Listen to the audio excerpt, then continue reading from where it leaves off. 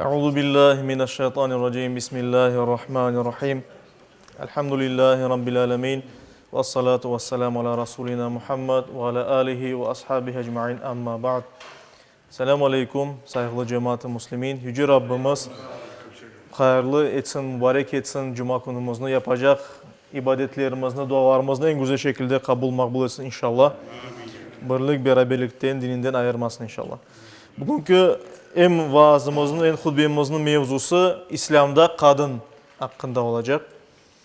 İşte bu mevzuga kirmeden evvel bunu aytmak gerek ki bu tabi bir aldır, fıtrattır. Yüce Rabbimiz insaniyetini, insanlarını bir erkişiler, bir taraftan başka taraftan kadınlar olarak yarattı ve bunlar bir bütün olarak insaniyetini teşkil eteler. Yani biz demek ki kadınlardan, yani insanlar kadınlardan ve erkeklerden ibaret. Bu tabii olan bir şeydir. Ve Yüce Rabbimiz elbette Kur'an-ı Kerim'de onu birkaç kere anıp geçe. Mesela Hucurat suresinde belli olan bir ayet-i kerimede 13. ayette Yüce Rabbimiz böyle buyura. Estaizu billah. Ya eyyuhan nas, ey insanlar, bütün insanlara müracaat edip İnna halaknakum min zekarin ve unsa. Hiç şüphesiz biz sizni bir erkişiden ve bir kadından yarattık diye buyura. Ve devamında buyura. Ve cealnakum şuuban ve kabaile li ta'arafu. Ve sizni halk, kabile olarak yaptık ki siz birbirinizle öğrenesiniz, tanışasınız aranızda, birbirinizin hakkında bilgi elde etesiniz diye. Ve devamında buyura, yani insanlar kişi kadın olarak yaratılsa da, halk, kabile yaratılsa da inna akramakum indallahi etkakum. Hiç şüphesiz Allah katında en güzeliniz, en hayırlınız bu daha ziyade takvası olan kimsedir. Yani Allah'a olan imanı daha kavi ve Allah'a olan umutu daha ziyade olan bir kimsedir. Ve devamında buyurula innallaha alimun habir. Şüphesiz Allah alimdir, her şeyini bile ve habirdir, her şeyden haberdardır. Elbette Yüce Rabbimiz her şeyini bile. Ona göre de bir insan kadın ya da erkişi olganına bakmadan kimin daha ziyade takva sahibi olganını da bilmekte elbet.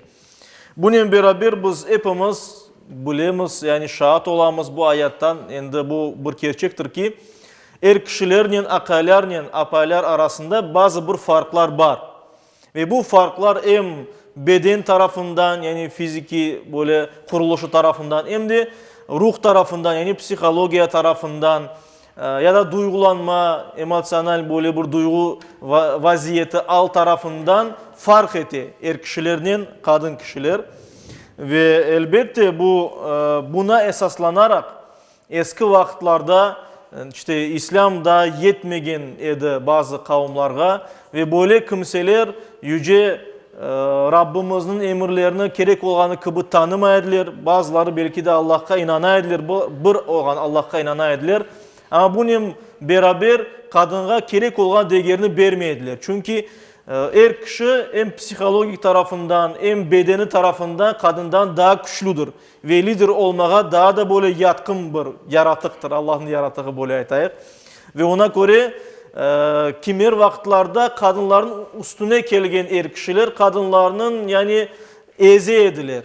Bazıları hatta düşünüyorlar kadınlar insan mı insan değilim, hatta bazı medeniyetlerde böyle münakaşa edilir. Kadınlar nasıl ruhu var mı yok mu? Ama elbette bu dinimizde mesele değildir. Bizim dinimiz İslam dini bütün peygamberler vasıtasıyla kadınların yerini yüksek tutkan, yani bir insan olarak erkişi dahin değer bergen. Başka taraftan elbette Peygamberimiz sallallahu aleyhi ve sellem o dinini getirgenden son kadını o zulümden, zalimlerin kolundan kurtargan, cehaletten çıkargan insanlarını ve onlar kadınlarga değer verip başlaganlar. Çünkü bu dinimizin emridir. Elbette biraz farklı olabilir. Çünkü Yüce Rabbimiz kişilerle kadın kişilerge biraz farklı roller takdir etken bu dünyada. Ve ona göre de biraz farklı olabilirler.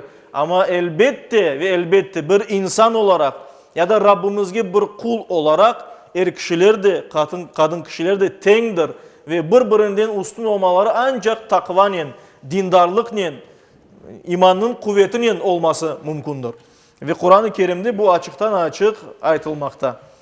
İşte ona göre de biz bilemiz insan olarak ya da Rabbimizin bir kulu olarak kişinin, kadının akları aynı dinimizge göre. Yani biri namaz kıla, oraza tuta, işte ya da mesela alışveriş yapabilir, mal mülk sahibi olabilir, bir iş sahibi olabilir vesaire. Ama elbet bazı bir farklı hükümler de var. Niçin? Çünkü kadın kişiden fark eder ve bu tabii bir şeydir, fıtrattan gelgen bir şeydir. İşte bu dünya imtihan dünyasıdır. Bir insan hem kişiler hem kadın kişiler sınalmakta bu dünyada. Hem onların yani hem kişilerin hem kadınların bazıları cennetke varacak. Allah'ın razılığına kavuşup bazıları bu dünya imtihanından geç almayan soyları cehennemge varacak. Kişi de kadın kişi de fark etmeden. İşte Yüce Rabbimiz dinimizin kanunlarını yerleştirgende, yani dinimizni peygamberimizge bergende, anlatkanda, dinimiz noktayı nazarından kadın kişini korçalamak için bazı farklı hükümler koyulgan. Ama bazı işte buna insanlar aytkanı daim buna İslam dininde kadınlarga zulüm etili, onların alı kişilerge bakkanda daha da alçak vesaire bu yanlış fikirlerdir. Çünkü bir insan olarak ve bir kul olarak Rabbimiz katında birler ama çünkü farklı olganı için bazı şeylerde Yüce Rabbimiz kişilerge ve kadınlarga farklı şeyler bergen ve kadınların yükünü hafifletken yani daha da yengil yapkan, kolaylaştırdı kadınlar için Yüce Rabbimiz. Çünkü kişilerge bakkanda daha zayıflar kadınlar yani beden tarafından, psikoloji tarafından. Ona göre de Yüce Rabbimiz mesela Kur'an'tanı bakmak kişinin boyuna koydu ve kişi bunu yapmak gerek. Kadının boyun borcu değildir. Vesaire bunun gibi çok şeylerini göstermek mümkün.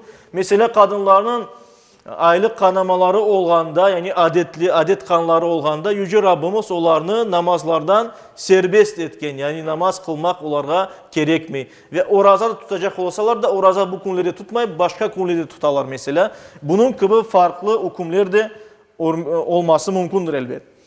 Ve umumen öyle bakacak olsak dinimizin pozisyasına göre, aytkanına göre kişiler, erkekler, akaylar güç ve kuvvette teşebbüs kabiliyetinde yani hareket etmek meselesinde cesarette kadınlardan daha üstün olan yani çok su erkek kişiler öyle olmak gerek böyle aytayak. Kadınlar ise kişilerge bakkanda onlar şefkatta böyle duygularının hissetmesinde, hassasiyetinde, vefa ve sadakatında daha da üstün ve birçok vaktlarda dindarlıkta böyle kişilerden üstün olmaları mümkündür.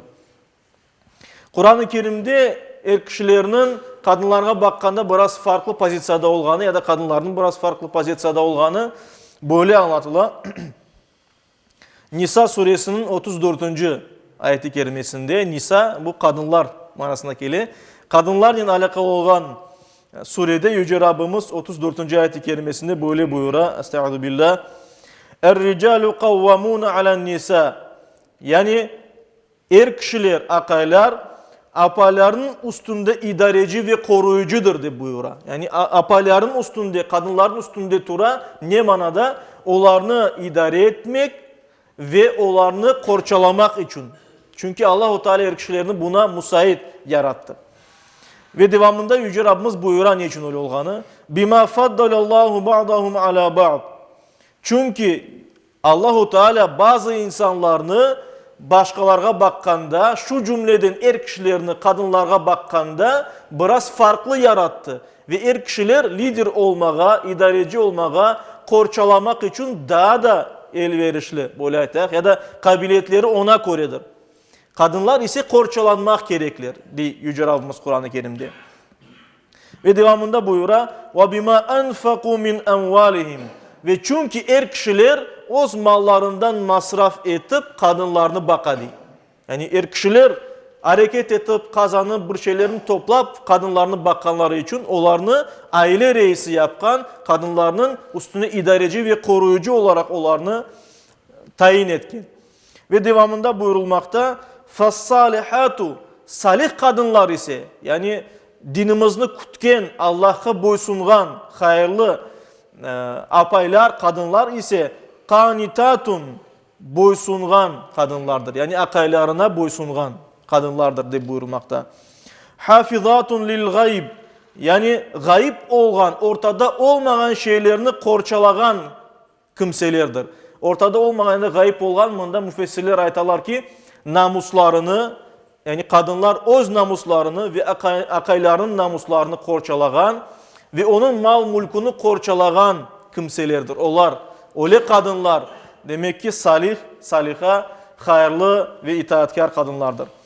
Bima hafizallah, çünkü Yüce Rabbimiz de onlarını korçalamakta. Yüce Rabbimiz kadınlarını, erkişlerin herkesini korçalaganı gibi, şu cümleden erkişler vasıtasının kadınlarını korçalaganı gibi, onlar da akaylarının, korantaların namuslarını, mal mulkunu korçalamakta diye buyurulmakta Kur'an-ı Kerim'de. Demek ki anlayımız ki bu ayet-i kerimeden dinimizge göre akaylar ve kadınlar onlar tengdir. Bir kul olarak Rabbimizin katında din noktayı nazarından kimnin dindarlığı ziyade olsa onlar Allah'a daha da yakındır. Bir insan olarak tengdir. Aynı hukukları var ama biraz farklı olganı için beden tarafından ve ruh tarafından Yüce Rabbimiz Kur'an'da bir kimsenin, yani kişinin reis olmasını takdir etti ve bizge böylece de buyurdu. Bundan istisnalar var mı? Olabilir. Hususan şimdiki dünyamızda bilemiz, eski vaktlarda daha ziyade kişiler her şeyin uğraşaydı. Hatta çalışmaya da kadınların pek imkanları yok idi. Günümüzde ise çok vakitlerde kadınlar çalışa ve kişi çalışmayan olsa sonra Kur'an'da roller değişebilir.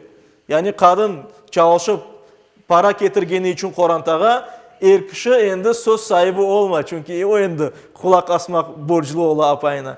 Ama dinimiz değil ki asıl bu yanlıştır. Asıl akay kişi lider olmak gerek. Ama praktikada da biz bunu görüyoruz. Akay kişiler de apay kişilerge farklı olabilir. Yani her bir insanın tabiatına göre, ama umumi olarak bu böyledir ve dinimizin kanunu buna göre, şeriatın kanunu da buna göredir. Kadınların ne kadar hayırlı yaratık olmaları mümkünlüğü hakkında Peygamberimiz sallallahu aleyhi ve sellem buyura. Ebu Davud'da ve Müslim'de geçen bir hadis-i şerifte Abdullah bin Amr, Allah ona razı olsun, buyura ki Peygamberimiz sallallahu aleyhi ve sellem böyle aytkanını bildiriyor. Dünya mata'un, yani bu dünya mal, mülk ve elde etilgen şeylerden ibarettir. Yani insan bir nimet koluna ala. Nimet gele insana bu dünyada. Ve hayru mata'id dünya, ve bu dünyada en hayırlı nimet Allah'tan gelgen şey el mer'atus saliha.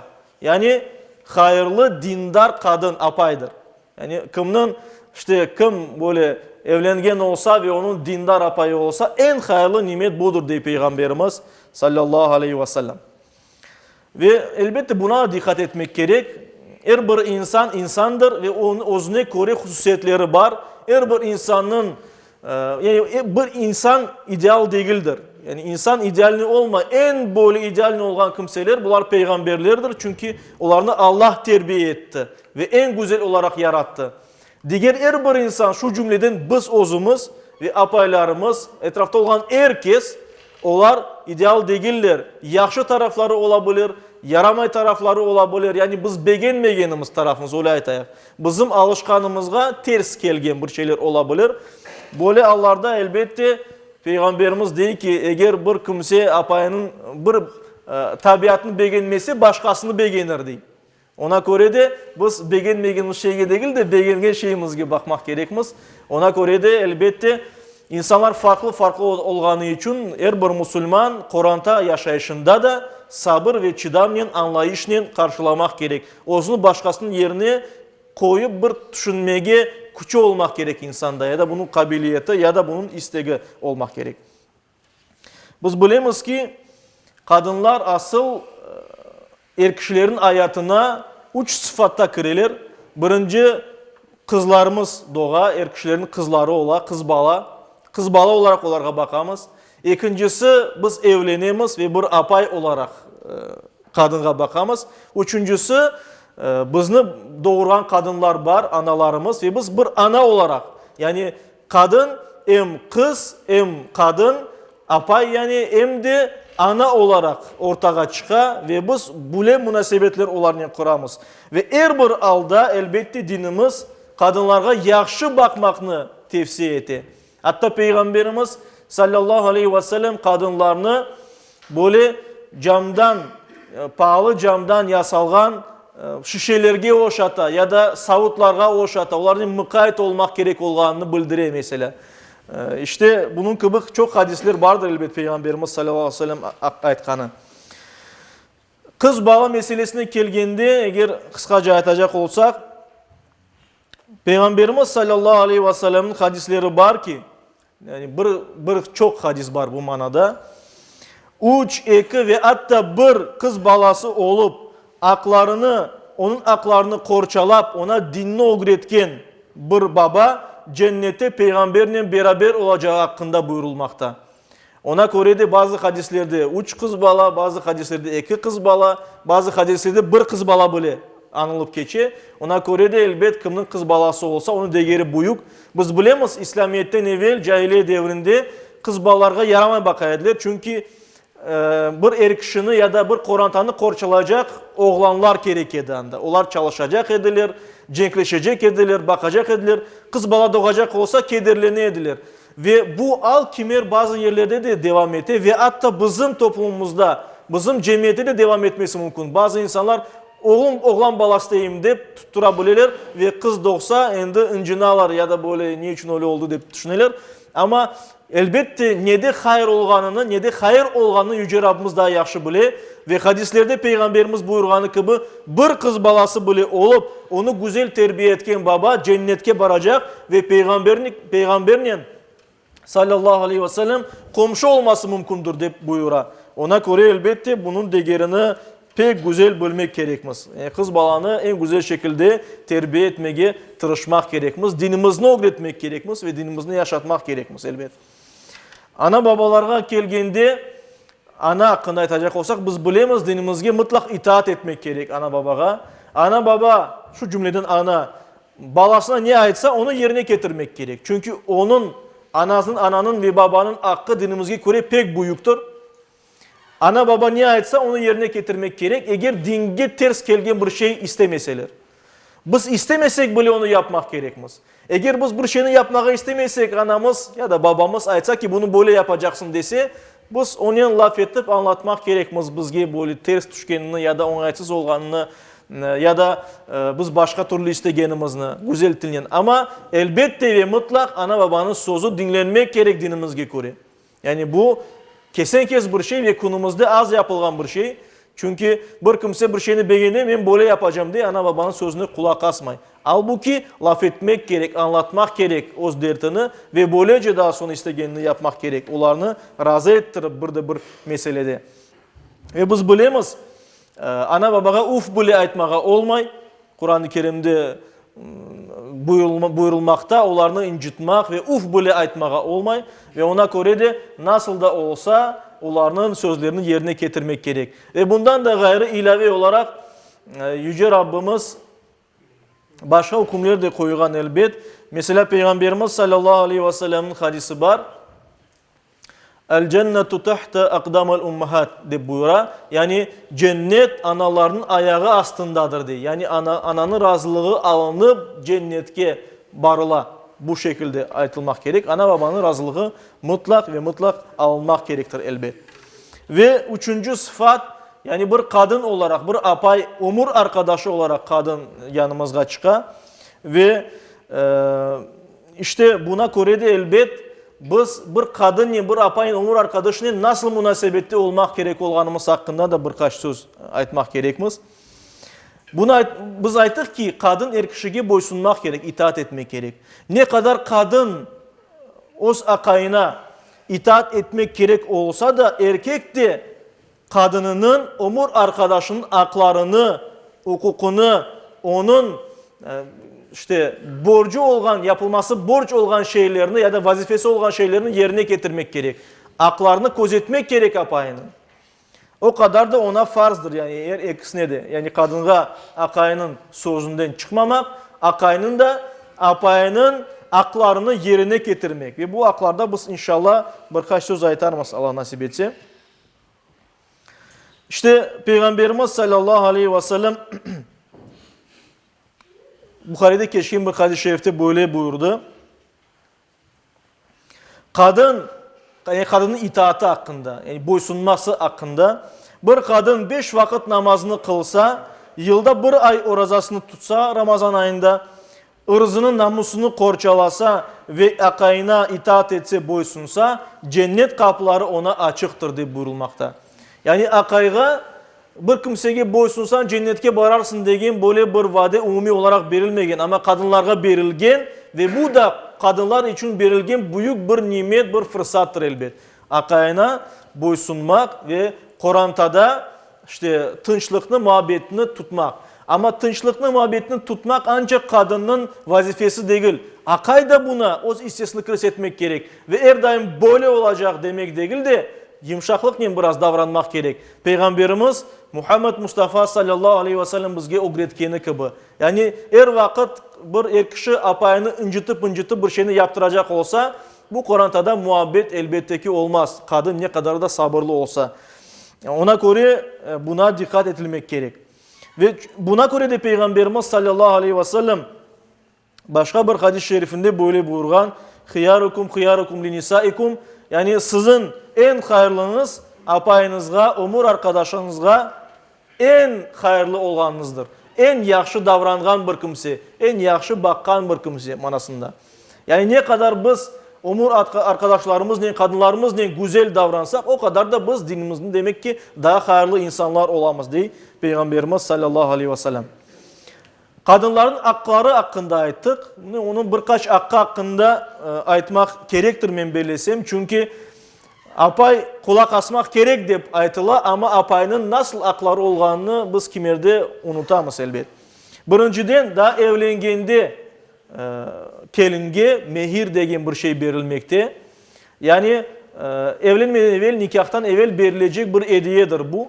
Ve her bir nikah kıyılganda kadın ya da kelin ya da kız bir şey istey ve Kiev bala ona bir hediye vermesi gerek. Anlaşmak gereklir. Ve bu hediyenin, bu mehirinin, bu nikah yani doğru ola, geçerli ola, yani yerine gele. Eğer bu mehir olmasa demek ki orta karar işte insanlar arasında verilgen mehir aman yapılgan ola, yani verilmesi gerek ola. Mehir ne olması mümkün? Maddi bir şey olmak gerek. Yani bir rica ya da bir istek değil de onun para olmak gerek ya da bir işte belki toprak olmak gerek, bir toprak parçası yoksa maddi olan bir şey, yani fiyatı olan bir şey olmak gerek. Nasıl ne olacak onu anlaşmak gerek nikahtan evvel ve nikah kıyılganda bunu ende aytmak gerek. Çok vakit nikah kıyılganda daha bir kimse bunun hakkında bir şey bilmey. O nikah kılganda ende onlar anlaşıp başlayırlar. Yani ne verecek? Birisi altın yüzük verecek, başkası işte daha da altından bir komplekt verecek, takım verecek vesaire. Ama bu şeyler bilinmek gerek. Dinimizge göre nikah kılganda onun şartlarından birisi mehir verilmek gerek. Verilmegen olsa orta karar buna ne verilgen olsa o verilmesi gerek kız tarafına. Ve evlengende de nasıl evlenmek gerekmez? Biz bilemiz Peygamberimiz sallallahu aleyhi ve sellem meşhur hadis-i şerifi var bunun hakkında. Ebu Hureyre rivayet etti. Peygamberimiz sallallahu aleyhi ve sellem böyle buyurganı. Tunkihul mar'atu li erba'atin. Yani bir kadın 4 şey için nikahlanır. 4 şey için kadınla evlenilir dey Peygamberimiz sallallahu aleyhi ve sellem. Birincisi limaliha, yani onun zengin olganı için. Onun malı mülkü var, işte evleneyim, o mal mülk benim olsun işte. Bu niyetle evlenmek mümkün. Evlenilir değil, insanlar evlenilir. Ve lihasabiha, yani onun soy sopu böyle asıl zade olganları için, beylerden ya da bilmeyeyim emirlerden olganı için ya da belli bir Kur'an'dan olganı için, işte nam kazangan insanlardan olganı için evlenmek mümkün. Evlenmeleri mümkün insanların. Ve cemaliha, pek dülber olganı için, güzelliği için bir kadın evlenilir. Ve lidiniha, ve dindar olganı için, dinni kutkeni için evlenmek mümkün kadınla. Fazfar bizati dini teribet yedak de Peygamberimiz sallallahu aleyhi ve sellem sen en yaxşısı dindar bir kadının evlen, senin kolların bereketlensin. Yani Kur'an'tana bereket gelsin diye Peygamberimiz sallallahu aleyhi ve sellem.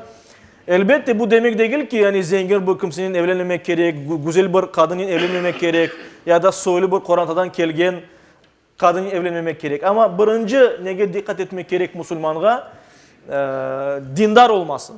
Dinini kutması. Çünkü o ballarımızı terbiye edecek ve sonra biz o ballarımızdan öyle davranış görecekmiz gelecekte. Ona göre evlendiğinde ballarımızı nasıl terbiye edecek diye düşünüp ve aynı vakitte hem güzelliğine hem belki mal varlığına hem de belki onun nasıl soydan gelgenine bakmak da mümkündür. Ve büyük daha da başka aytılacak hususlar arasında bir kişi Kur'an'da böyle güzel bir tınçlık aman bir vaziyet olması için apayla beraber meşgul olmak gerek. Yani ona vakit ayırmak gerek. Şakalaşmak gerek, beraberce vakit geçirmek gerek, bir yerge belki barıp gelmek vesaire öyle şeyler yapmak bu bir akayının, bir kişinin vazifesidir. Yani ne gerek olsa yapmaya, Kur'an'da apayla ballarla güzel münasebetler olsun deyip akay kişi onu yapmaya tırışmak gerek elbet.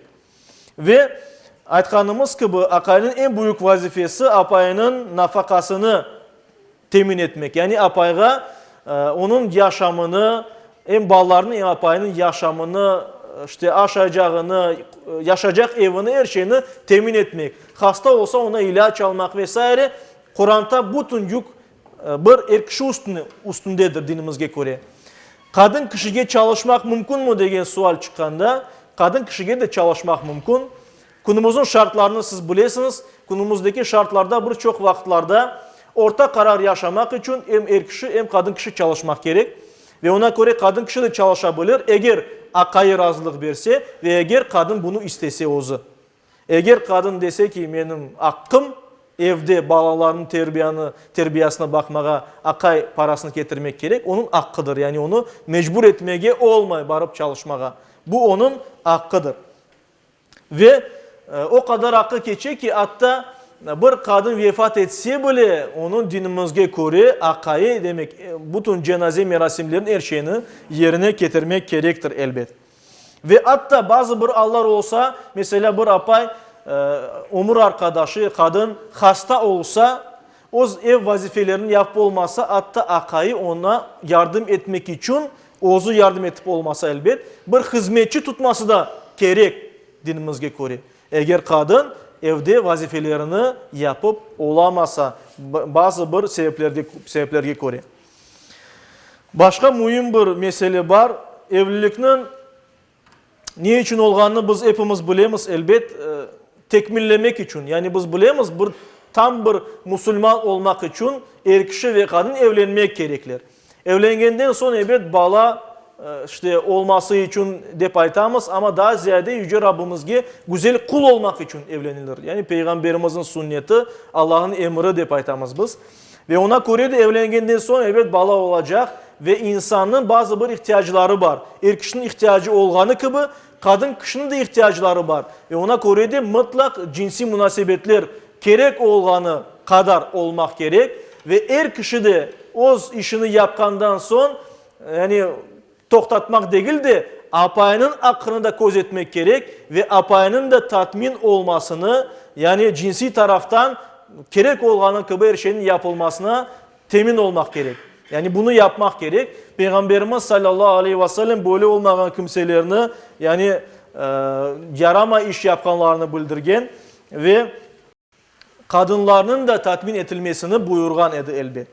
Ve hatta İslam alimlerinin böyle bir hukumu çıkargan hükümleri var. Eğer akay kişi öz vazifesini yapmagan olsa yani kadınla beraber yatıp durmasa bu kadının hakkı var o akaydan ayrılmağa. Yani bir kadığa ya da muftiyatka müracaat edip nikahını bozdurmağa hakkı var. Çünkü akay öz vazifesini yapmay. Onu bakmasa ya da işte bu ihtiyacını yerine getirmesi böyle bir hak peyda ola. Başka bir mühim bir hak var. Kadının hakkı var. Eğer o akayının soy sopuyla beraber yaşamağa istemese, akayının vazifesi onu ayrı bir yerge çıkarmağa, ayrı bir Kur'an'ta olarak yaşamağa. Bunu bizim alimlerimiz aytalar. Bunu anlatalar. Dinimizin böyle bir kaidesi var, bir kanunu var. Böyle bir hukum var. Yani eğer bir Kur'an'ta da apay kişi rahat olmak gerek. Bir Kur'an'ta da huzur ve rahatlık olsun deyip rahat olmak gerek. Ve ona göre de eğer o akayının başka soy sopu onunla beraber olsa ve rahat olmasa, hakkı var akayından bunu talep etmek. Ama bunda da orta karar var. Çünkü günümüzün şartları var ve bir er kişinin yapacağı var. Bir er kişi yapamayacak şeyini ondan istemek de yanlış olacaktır. Yani her şey çaremizge göre olmak gerek. Ve elbette bir kadının, alimlerimiz değil ki, belli bir vakit içinde işte o soy sopunu, hususan anasını babasını ziyaret etmek hakkı var mesela. Ve bir er kişi ana babaya gitmeyeceksin degen şey aytmak da yanlış olacak kadın için. Ona göre bir kadın anasını babasını barıp, yani yakın soylarını barıp ziyaret etmesi de mümkündür. Velhasıl kadınların güzel münasebette olmak gerekmez. Çünkü bu Yüce Rabbimiz Allah-u Teala'nın bizge emridir. Mesela Kur'an-ı Kerim'de Nisa suresinde 19. ayet-i kerimede Yüce Rabbimiz böyle buyuruyor. Estaizu billah. Ve aşiruhunne bil ma'ruf.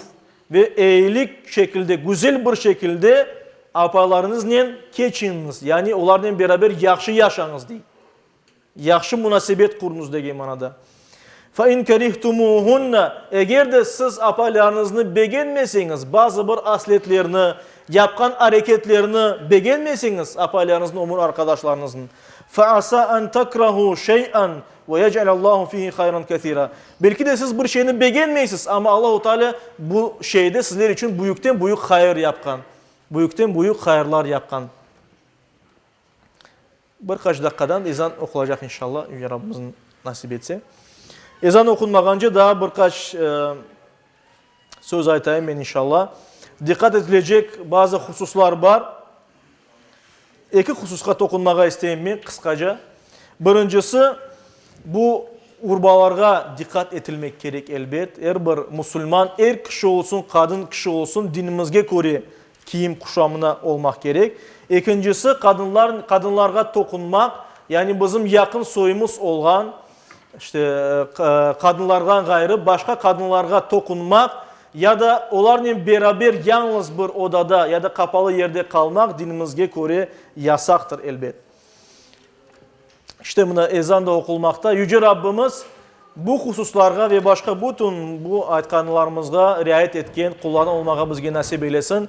Hayırlı Müslümanlar olmağa ve apaylarımızla beraber hayırlı şekilde münasebet kurmağa, şiddetten, güçten, kuvvetten biz güçlüyüz deyip kadınlarımızga o gücümüzü göstermeyik. Yani sözle, güzel davranışla, sabırla Kur'an'ımızda olan bütün problemlerimizi çözmeye tırışayıq. Yüce Rabbimiz hepimizge bunu nasip eylesin. Bu dünyada, gelecek dünyada huzur nasip etsin inşallah.